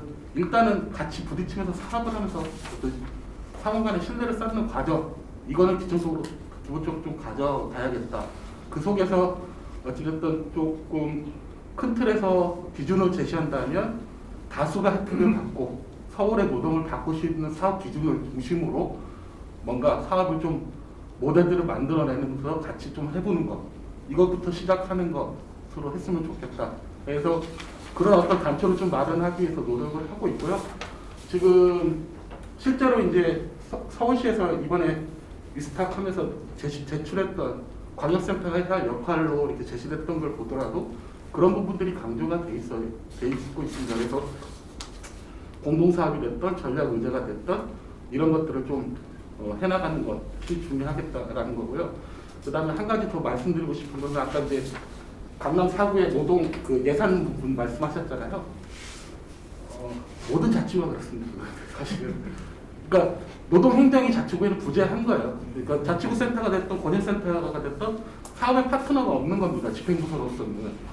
그래서 서울 권익센터나 지금 어떤 시립센터들은 서울시라는 집행부서에 파트너들이 있지만 사실은 민간 협력 체계를 만들 수 있는 파트너들이 자치구에는 없는 상황이거든요. 그래서 그 행정을 만들어내는 것도 같이 좀 노력해야 하는 부분. 그랬을 때 이제 지금 이런 센터들의 역할이나 이런 부분에서도 조금 더 소위 말하는 여기서 제시했던 노동 정책이라는 것이 자치구 단위까지 좀 확산되는 그런 하는 데 있어서 큰 도움이 될 수 있다. 이 정도 좀 말씀드리고 토론 마치도록 하겠습니다. 네, 고맙습니다. 그러면 마지막으로 노동노총의 전문기 정책본부장 토론해 주시죠. 올 한해 코로나19가 참 우리를 많이 괴롭히고 있었는데 그 과정에도 불구하고 거리에서 1000명이 넘는 동남권 노동자들의 그 생활 실태를 조사했다는 것 자체는 뭐 대단한 거다 저는 생각을 갖고요. 아마 2000년 전에 백제가 이곳의 미래생활 터를 잡고 나서 이러한 시도가 있었을까 싶을 정도로다가 큰 의의가 있다. 단지 뭐 이 조사 자체가 조사를 끝나면 안 되겠죠. 그래서 앞에서 뒤에서 열거에서 말씀하셨던 내용들처럼 우리 동남권 센터가 스스로 할 수 있는 역할의 문제들 아니면 중앙정부 내지는 서울시가 해야 될 노동정책 수립 과정의 내용들 이런 것들 좀 잘 정리를 해서 그 올리는 작업과 스스로 할 수 있는 작업들을 좀 추리고 갈 필요가 있지 않겠는가. 특히 그 논의 이 결과에서 드러난 내용들이 상대적으로 이해되는 기구와 관련돼서 이 지역 노동자들이 타격과 대기했을 때 좀 부재하다라고 하는 지적이 있었기 때문에 이 건을 어떻게 우리가 담아낼 것인가를 고민할 필요가 있지 않는가 이 말씀을 드리고요. 또 하나는 이제 서울시가 해야 될 개선 과제를 크게 두 가지로 나눠서 얘기가 나왔었는데 이 중에서 생활 개선 과제로 제기했던 주거 교통 관련된 문제들은 사실 우리 센터뿐만 아니라 서울시가 단독으로 문제 해결을 하기 굉장히 어려운 국면에 있는 내용들이다라는 거고요. 그런 의미에서 시 중앙정부 역할이자 더 나아가서 우리 사회 이제 주체들이 되겠죠. 경제사회 주체들, 노사정 전문가들이 함께 풀어야 될 과제라는 의미가 있을 것으로 보여지고요. 그러한 의미에서 2018년도 지방선거에서 서울시 노동정책 공약으로 제시했던 아이서울 유니언 워커라운드와 워커센터와 관련된 사회적 대화 구축, 정책 결정 거버넌스 많은 문제는 우리가 마냥 미룰 문제가 아니고 대략의 그림이라도 좀 제시할 필요가 있지 않는가 싶습니다. 그래서 그거는 뒤에 제가 다시 말씀을 드리도록 하고요. 또 하나 이제 교육 훈련이나 편의시설 확대와 관련된 또 요구들도 제기가 됐었는데 요거는 센터가 스스로 할 수 있거나 아니면 서울시와의 좀 주문을 해서 같이 풀 수 있는 과제들이 아닌가 싶고요. 그밖에 뭐 근로감독의 강화 이런 문제들은 결국은 지자체가 이런 워낙 안 갖고 있기 때문에 중앙정부하고 어떻게 협업 구조를 마련해서 갈 수 있게 갈 것인가 이런 것들도 우리가 좀 제안할 필요가 있지 않는가 싶습니다. 먼저 그 센터 위상 역할 재정립과 관련돼서 이제 제기된 내용들인데요. 그 광역과 번역, 기초단위 이제 현재 이 체계를 어떻게 좀 바꾸고 갈 것인가 이 문제는 제 토론문 109페이지에 그림을 하나 그려놨는데요. 이게 이제 워커라운드와 워커센터로 연결되는 그림들입니다. 일단은 저는 탑다운 방식으로 다 제도와 전략을 강구하고 갈 필요가 있다 이 말씀 좀 드리고요. 그러니까 20대 국회 때 본권에 대해서는 사실 이해 공감대가 제대로 갖춰지지 못해서 본권이 제대로 처리가 되지 못한 측면이 있지만 지금 이제 국회 지형이나 이런 것들이 판에 틀리다라는 것들이고요. 그런 의미에서 탑다운 방식보다 제도화를 좀 수행해 들어가되 뭐 이것만 바라보고 있을 수 없고 또 우리 노동그룹 내부에서 이 건에 대한 또 이견이 있기 때문에 소위 공감대 조성을 위해서 109페이지 그림에 나와 있는 것처럼 중간에 있는 세 가지 좀 그 현축들입니다. 그 일자리 공단, 사회서비스원, 플랫폼 노동 공제 같은 내용들인데요. 그러니까 이에 대면 오늘 받지 못하는 미조직 노동자들, 취약계층 노동자들이 가장 어려운 국면에 있는 사업들 세 가지를 좀 서울시가 하도록 아니면 중앙정부가 하도록 판을 깔 필요가 있지 않는가라는 것들인데 예를 들면 플랫폼 노동 공제 관련돼서는 노총이 올해 그 연구조사 사업을 했었는데 굉장히 높게 본권과 관련돼서 요구들이 취약계층 노동자들의 요구들이 제기가 됐던 바들이 있습니다. 그래서 현재 노총의 계획은 내년 상반기 내에 관련된 기초 조직을 좀 만들어서 본사업들을 추진해보자. 그리고 관련된 좀 시드머니를 현재 모으는 작업들을 하고 있는 단계들입니다. 입법화 역시 마찬가지고요. 이런 건들이 우리 지역 또는 취약계층 노동자들의 참여를 통해서 특히 코로나로 어려운 환경 속에서 그 생계 지원이나 이런 것들을 어떻게 좀 갈 것인가를 좀 마련하는 것들도 목 단위 사업을 좀 가능하지 않을까 싶고요. 사회 서비스원 같은 경우에 사실 그 정기 국회 때 본권이 민주당에서 이제 입법 발의하고 추진해서 통과가 좀 안 됐습니다. 이게 그리고 서울시가 현재 그리고 있는 모델 약제도 이게 사이즈가 좀 작기 때문에 보육, 요양, 재활, 돌봄과 관련돼서 획기적으로 좀 고용 조건이나 고용 형태를 개선할 수 있는 방법이 될 수 있기 때문에 본권에 대한 좀 사업들 우리 서울시 2021년도 주력 사업을 배치를 해서 갈 필요가 있다라는 거고 일자리 공단 문제는 뭐냐면 지금 내년부터 이제 국민취업지원제도가 또 시행되고요. 중앙정부 차원에서 대규모 사업들이 많이 만들어지게 됩니다. 그런데 일자리 3단과 알선, 뭐 교육훈련, 실직 생계보조와 관련돼서 중앙정부의 역할 센터 자체가 굉장히 제한적이기 때문에 이것을 소위 지자체가 맡아서 좀 할 수 있는 방법들을 찾아보자라는 것들이고 특히 우리 동남권센터 그 조사에서도 드러나듯이 단순 노무 직종 자체가 이해 대분이 제대로 되지 못하고 상대적으로 열악하다 이렇게 드러났던 문제들이 있지 않습니까? 대표적인 단순 노무 직종이라고 할 수 있는 것들이 이제 청소, 경비, 시설 관리 뭐 이런 업종들이 직종들이 될 수 있을 텐데 이런 것과 관련돼서는 사회 서비스원과 같이 일자리 공단이 그 직접 고용해서 갈 수 있는 방법들까지도 강구하게 되면 이런 사업을 통해서 취약계층 노동자를 모아내고 보호하고 지원하면서 사업이 열리지 않겠는가. 그리고 그 꼭대기의 워커라운드 자체를 노사정 그룹으로만 한정시키지 말고 이 안에 취약계층 노동자들의 보이스가 담길 수 있도록 소위 자료 보장을 해줘야 된다는 것들이고요. 아까 안타깝게도 지금 박 시장께서 이제 돌아가시면서 서울시 노사민정협의회가 아직 발족을 하지 못했었는데 이것도 좀 빨리 발족을 서둘러서 맹하정이긴 하지만 초보적인 워커라운드 형태로 좀 가서 사회적 대화 기구에서 서울시의 주요한 노동사회 정책들이 같이 논의가 되고 결정할 수 있는 거버넌스 형성이 되었으면 좋겠다라는 거죠. 또 하나는 워커라운드가 단순히 사회적 대화만 수행하는 것이 아니라 그 안에 사무국을 둬서 사회적 대화 지원 문제뿐만 아니라 오늘 얘기가 나왔던 소위 광역 단위에 있어서의 간접 지원 사업들과 관련 내용들도 같이 담아서 하도록 할 필요가 있지 않는가 이런 말씀을 드리고요. 지금 기초자치구는 그 현재 16개가 구성되어 있고 전체적으로 아직 다 완비가 되어 있는 상태는 아니지만 완성형으로 보자고 한다면 25개까지 늘려나온 사업들을 해야 될 것이고 오늘 박성국 대표님 말씀하셨던 것처럼 직접 사업들을 좀 배치해 들어가면서 이 안에서 현장의 법률 지원 상담, 조사, 교육 이런 사업들이 좀 연계돼서 들어갔으면 좋겠다. 단지 우리 동남권 센터가 지금 그 강동구를 위한 3개구의 경우에는 직접 사업을 수행할 수밖에 없을 텐데 그 돌봄 쉼터 사업과 관련된 것들은 좀 제고할 필요가 있지 않는가. 왜냐하면 지금 코로나 때문에 아예 모이는 것 자체가 아예 금지가 되어 있기 때문에 오히려 올해 그 동남권 센터가 진행했던 사업들 중에서 취약계층 연결된 사업들이 있었습니다. 라이더 유니온과 함께했던 그 독거노인들 급식 배달 사업 이런 것들 있잖아요. 이렇게 취약계층과 취약계층을 연결하는 사업들 이런 것들을 발굴하고 지속하면서 가는 것들이 필요하지 않는가 싶고요. 또 하나는 조직노동의 역할과 결부된 문제가 될 텐데 좀 전에 말씀을 드렸던 것처럼 플랫폼 노동 공제에 어쨌든 내년에 발전 목표로다가 기획단 만들고 사업들이 노총에서 전개가 될 예정입니다. 그렇다고 한다면 서울에 있는 지금 동서남북 4개 권역별 센터들이 이 사업의 구상의 단계를 넘어서서 실행의 단계에 좀 접어들어서 같이 사업을 진행시키고 실제 다른 그 광역이나 기초자치구에서 드러나지 않은 실행 사업을 통해서 그들의 조직화 더 나가서 이해대면이 이루어질 수 있는 구조까지 갈 수 있도록 만들어낸다면 그 의미가 더 있지 않을까 싶습니다. 이상입니다. 네, 감사합니다. 세 분께서 어쨌든 굉장히 유익한 토론을 해주셨는데요. 그 연구팀에서 나중에 가로 열고 가로 닫고 해서 사이트는 하겠지만 충분히 활용할 수 있도록 이렇게 하는 게 좋을 것 같다는 생각이 들고요. 자, 혹시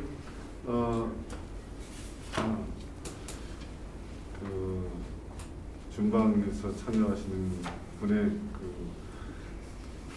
질문은 없다는 얘기가 있어서, 그리고 우리 내에서 어쨌든 발표를 듣고 발제자들께서 이 발표 토론들을 어떻게 수용해서 이렇게 앞으로 좀 수정을 할 건지 이런 것들, 그런 부분을 좀 얘기해 주시면 좋겠습니다. 혹시 그 전에 최 센터장님이라든지 말씀하실 게 있으면 말씀하시면 좋고. 아까 토론에서 제기된 문제들 중에 발제하신 분들이 참고하시고 또 토론을 좀 구성할 필요가 있는 부분들이 있는 것 같고요. 나중에 최종 보고서에 좀 반영해야 될 부분인 것 같아서 발제하신 분들이 한번 토론에서 나온 얘기를 가지고 얘기하는 게 있을 것 같다는 생각입니다. 실태 조사와 관련해서 이제 좋은 말씀을 해주신 우리 유병홍 교수님께서 지적했던 이 내용들을 굉장히 저희도 이제 사실 분석을 하면서 되게 참 이게 한계로 이제 칠 수밖에 없었던 것이 이제 랜덤 이게 참 권역의 지역을 대상으로 조사한다는 게 특히 이제 예산 문제, 한정된 예산을 가지고 다수의 노동자들 이렇게 표집하는 이 과정 자체가 참 쉽지 않은데, 그래도 이제 저희들이 이제 선물업체에 의뢰를 해서 좀 저희들이 이제 이번에 했던 것은 이제 업종을 좀 이제 강제 좀 할당을 해가지고 업종은 최대한 채울 수 있도록 이렇게 이 방식을 취했는데, 그렇다 보니까 이제 길거리에서 이제 랜덤 방식으로 이제 지나가시는 분들 대상으로 했는데, 업종은 이제 비율을 맞췄는데 이 안에 이제 고용 형태 비율까지 맞추기가 정말 쉽지 않은 과제여서, 그래서 이제 이 부분을 어떻게 이제 그러면 이제 잘 설명하고 넘어갈까라는 부분들에 대해서는 우리 유병 교수님께서 그러면 이제 우리가 고용 형태에 대한 관심보다는 실제로 이제 다른 쪽의 의미를 더 이렇게 좀 부여하는 방식으로 설명하면 좋겠다라고 이제 지원을 해주시는데, 저희들도 이제 그런 부분들에 좀 초점을 맞춰서 이 설문조사, 실태조사의 의미를 조금 더 이제 살릴 수 있도록 그렇게 좀 보완 작업을 하겠습니다. 그리고 아까 우리 이철 우리 국장님께서도 말씀하셨던 그런 내용들, 사실은 이제 이거는 이제 초보적인 이제 실태 조사였고, 그래서 이제 올해 이 실태 조사를 이제 기초로 해서 이제 이 동남권 내에도 우리가, 저는 이 동남권 센터가 해야 될 일이 이제 이 지역의 노동 관련된 그러니까 대상자를 발굴하고, 또 발굴하는 이 사업도 굉장히 중요하다고 생각하거든요. 그러니까 끊임없이 이제 이 지역의 그 취약계층들을 찾아내고 그들의 어떤 그 노동 실태를 파악해서 이것을 정책 대안으로 연계시켜 나가는 과정들을 끊임없이 정기적으로 진행을 해야 된다고 보는데, 근데 그렇게 한다면 이제 이번 조사는 앞으로 우리가 실태 조사와 관련해서 어떤 대상을 타겟으로 할 것이며 어떤 방법을 쓸 것이며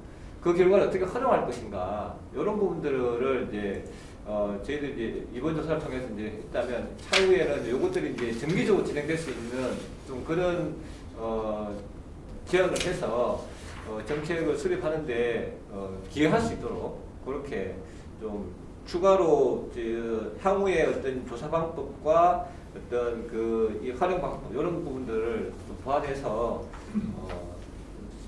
기술하도록 그렇게 하겠습니다. 네.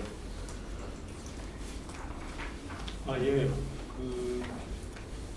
저는 뭐 정책 대안 관련해서 얘기하기 전에 유목형하고 정지형 노동자들 관련해가지고 동남권 관련해서 이 두 주제를 조사했던 부분 관련해서 서울시 전역이 좀 비슷하다라고 얘기를 했던 것 같아요. 근데 물론 서울시와 위성도시로 이루어져 있기 때문에 당연히 그럴 거라고 저도 예측이 됩니다. 근데 한 번도 그렇게 조사해 본 적은 없어요.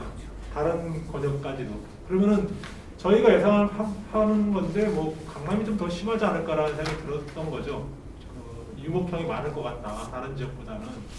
그런 생각이 들었는데 그거는 뭐 제 예측인 거고 해볼 필요는 있다고 생각은 해요. 왜냐면 우리가 고용 형태 중심으로 조사를 너무 많이 했기 때문에 좀 더 새로운 접근을 통해서 해볼 필요가 있고, 특히 정조하지 않고 유목하는 노동자들에 대한 배려가 구청에서 없다라면은 이건 좀 문제가 있다고 저는 생각이 되거든요. 그러니까 표가 안 되는 노동자들은 의미가 없다고 생각하는 것 자체가 좀 문제가 있다고 생각해요. 그런 부분에 대해서 의미를 좀 부여하고 조사를 좀 지속해 갈 필요가 있다. 이런 말씀을 해주신 이병헌 교수님께 감사드리고요. 두 번째는 저희 정책 제안과 관련해서 현재 지금 노동권익센터가 진행하고 있는 구립센터와 시립센터 간의 협의 자체가 사실상 되게 잘 나름대로 되고 있다고 봅니다. 아무튼 되고 있고, 현재로서는 그 협의 과정 자체가 과정으로서 조금 더 진전이 좀 돼야 될 필요가 있다. 또 하나는 이제 그 과정을 통해서 공동사업과 사업분담 역할까지 좀 나와야 된다. 라는 얘기 다 되게 좋은 분석이라고 생각합니다. 이철 국장님 말씀이. 근데 저는 무슨 생각을 하냐면은 아까 자장께서도 얘기하셨겠지만 260억 원 정도의 어떤 예산이 투입되는 사업입니다. 이 사업이. 근데 이제 민간 단체한테 위탁을 주긴 했겠지만 국민 세금이 260억 원 들어가는 사업이기 때문에 이걸 점검해야 될 때는 왔다고 저는 봐요. 4개의 구립센터와 방역센터 1개로 시작했던 사업이 몇 년 사이에 이렇게 많이 확장이 돼 오고 있다는 거죠. 그래서 민과 관이 함께하는 사업이기 때문에 국민 세금을 가지고 적절하게 이제는 우리 유병헌 교수님이 말씀하셨던 것처럼 출발했을 당시에 자치적인 문제를 고민했던 것이 우리 첫 번째 고민이었다면은 그거 어느 정도 보장하는 상태에서 어느 정도 조정과 조율이 가능한 그 타협 방안을 찾아가야 된다라는 게 지금 시점에 우리가 와 있는 거라고 생각을 해요. 특히 그 고민 속에서 권역의 어떤 정책 방향이 세워지지 않을까, 생존 방향도 그렇고. 왜냐면은 여러분도 아시다시피 광주하고 울산 같은 경우는 광주에는 일자리 재단이 울산은 일자리 재단이 만들어졌고 광주에서는 상생 일자리 재단이 만들어졌습니다. 일단 우리 사회가 일정 정도 일자리와 노동 문제와 관련된 여러 기구들을 만들어가는 과정이긴 한데 그걸 조정하는 기구도 지금 만들어지고 있다라는 거죠. 서울시도 그런 부분을 고민할 거라고 봐요. 워커라운드라는 게 그런 고민에서 나왔는데 구체화되지 않았다라고 저는 생각이 됩니다. 그런 과정에서 서울시장이 돌아가셨고 내년에는 서울시 선거도 있고 후년에는 지자체 선거 다시 또 있습니다. 이 문제는 분명히 쟁점화될 것이고 그 와중에 노동센터가 노력을 하겠지만 저는 문제가 뭐냐면은 서울시하고 노동센터, 서울시가 노동건의센터를 통해서 관리를 한다면서 구립센터 대표님들한테 얘기를 들어보면 책임 회피를 하고 있다는 얘기를 한다라는 거죠. 서울시 나름대로 고충이 있다고 보거든요. 그 중간에 조정은 뭔가 필요하다고 보는데 거기서 결론이 좀 나야 될 거라고 생각이 되고 그 쟁점 사안들은 내년과 후년에 정리되지 않을까 저는 그런 생각이 듭니다. 그리고 그 여러 가지 사업 방향에 대해서 제안해 주신 것들은 참고하겠고요. 반영을 좀 더 많이 해야 될 거라는 생각이 들고 이 권역별 사업이라는 게 해외 사례가 없더라고요. 이게 서울시가 나눈 생활권역과 관련된 문제의식이기 때문에 권역의 문제는 그 광역도 없고 시립도 아닌 권역이라는 개념 자체가 생소한 거예요, 사실은. 그래서 권역과 관련된 사업 방향과 지속 가능한 생존 방향은 지금부터 우리가 찾아봐야 될 방향이 아닌가 생각이 들고요. 그러니까 아까 이철 국장님께서 말씀하셨던 것처럼 출발할 당시에 비어있는 곳과 관련된 직접 사업과 간접 사업 모두를 고민할 수밖에 없었다. 그걸 지금 권역이 고민하고 있는 거 아니냐. 맞는 말씀입니다. 맞는 말씀이고 출발했을 때 당시에 고민했던 부분과 좀 플러스되는 부분은 뭐냐면 아까 정문주 본부장님이 얘기해 주셨던 것처럼 여러 가지 특성화된 사업 모델을 해볼 수 있을 것 같다라는 거죠. 그 플랫폼 공제에도 그런 사례인 것 같다는 생각이 들고 그 강남권 특성이 여기 운수물류라던가 IT 소프트웨어라던가 관광 마이스 서비스 이런 산업들이 발전해 있기 때문에 이런 산업적인 특성과 노동자 고용 형태를 고려한다면 분명 권역이 해나가야 될 사업들은 있을 거라고 보고 그 방향을 찾기 전까지 직접 사업을 좀 많이 하는 형태로 이 뭐랄까요 좀 노동 권익 보장과 관련된 예산이 없는 동네에서 일을 좀 해야 되는 건 아닌가 그런 생각이 듭니다.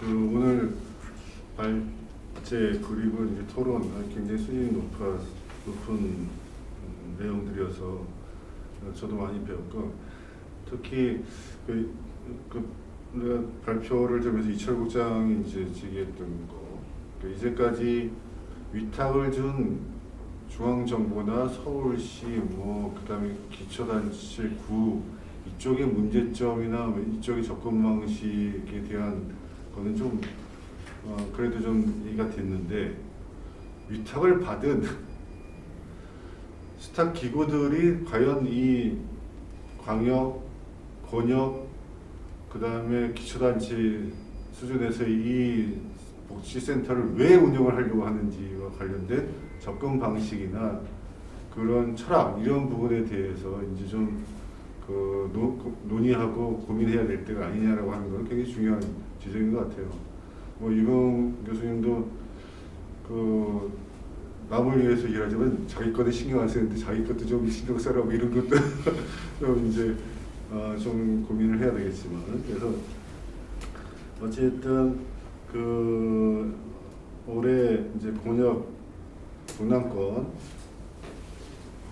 만들어진 지 이제 노동센터 만들어진 지 첫 해였고 그다음에 첫 해 연구라서 모든 것을 다 포괄하지 못했지만 하여튼 기초 이런 실태 조사하고 정책 발굴 연구에 대해서 어쨌든 많은 좋은 코멘트가 있어서 오늘 이 정책 토론은 굉장히 의미가 있었던 것 같습니다.